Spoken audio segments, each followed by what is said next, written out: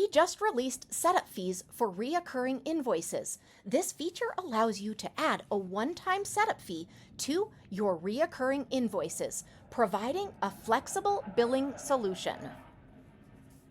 Let's talk about those amazing benefits. First of all, it is going to bring you flexibility because now you can easily incorporate setup fees into recurring billing cycles. You can also count on accuracy because this is going to ensure precise billing by distinguishing one-time fees from recurring charges. It's also going to help with that professionalism because now you can present detailed and clear invoices to your clients. As far as practical use goes, when onboarding a new client, you can add a setup fee for the first invoice while maintaining the regular monthly ongoing charges. So let's go ahead and create a new product. To do that, we want to be under Payments, then Products, and then we're going to click plus Create Product.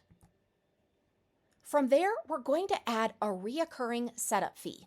To do that, you want to be under Pricing, and then you want to select Recurring, and now in the setup fee area, you're going to be able to add that setup fee.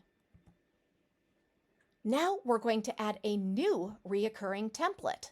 So that is going to be under Invoices in the payment area, and you're going to click on plus New, and then you're going to go to New Recurring Template.